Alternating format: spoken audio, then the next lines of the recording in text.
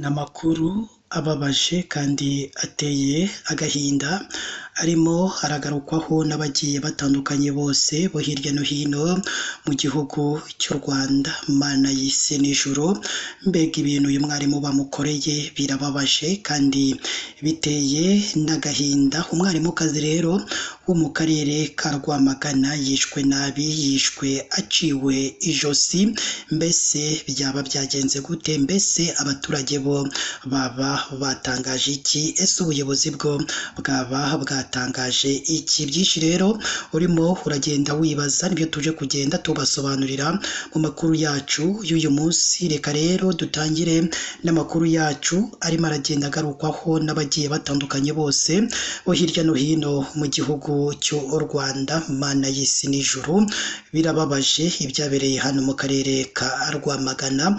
Umwarimukazi rero w'imyaka 49 wigishaga ku rwunge rw'amashuri rwa Rwamagana Protestant yishwe aciwe ijosi n'abantu batari bamenyekana. Uyu mwarimukazi kandi yishwe aciwe ijosi mu rukera rwo kuri uyu wa gatanu tariki ya 27 Kamena 2025. Yari atuye mu mudugudu wa Bacyoro mu kagari ka Sibagire mu murenge wa Kigabiro muri kano karere ka Rwamagana. Mana y'isi n'ijuru, mu nyumvire ibintu uyu mwarimukazi yakorewe, murumva ko ari amarira, ari agahinda. Ni inkuru rero kandi yanemejwe n'umunyamabanga nshingwabikorwa w'umurenge wa Kigabiro Rushimisha Mark, aho yabwiye itangazamakuru ko inzego z'umutekano zatangiye iperereza ngo hamenyekane uwishe uyu mubyeyi, ariko ko mu bakekwa cyane harimo umugabo we bari bafitanye ibibazo by'amakimbirane. Yagize ati yari amaze iminsi afitanye amakimbirane n'umugabo we ku buryo uwo mugabo yari amaze amezi 3 afunze. Twamenye amakuru ko umugabo we yari yarafunguwe ariko ntiyatashye mu rugo. Iri joro rero uwo mubyeyi yahamagawe n'abantu babiri baramubwira ngo nakingure. Abo bantu bahise bamwicira ku rubaraza aho yari atuye. Gitifu kandi yakomeje avuga ko bakibimenya bagiyeyo batangiye iperereza kugeza ubu ngubu. Yagize ati ubutumwa duha abaturage no kwirinda kwihanira. Leta yashyizeho inzego kugeza ku isibo, ku mudugudu dufite abayobozi, ku kagari dufite abayobozi.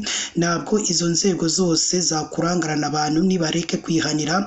Umuntu ufite ikibazo ntagane ubuyobozi nk'uko duhora tubivuga umunsi ku munsi. Inkuru kandi yanagarutsweho n'umuvugizi wa polisi muri y'Iburasirazuba CP Twizeyimana Hamdan, we ubwo nawe yemereye itangazamakuru mu magambo ye agira ati twamenye ko hari abantu batari bamenyekana batemye uriya mubyeyi ijosi. Ubu iperereza ryatangiye ngo hamenyekane abo bagizi ba nabi kandi babihanirwa. Umurambo wa nyakwigendera wabonwe n'umwe mu bana be mu rucyaro wahise utabaza inzego z'umutekano. Umugore witabye Imana yari asanzwe afite abana 4 yabyaranye n'uwo mugabo we, bari bamaze iminsi bafitanye amakimbirane.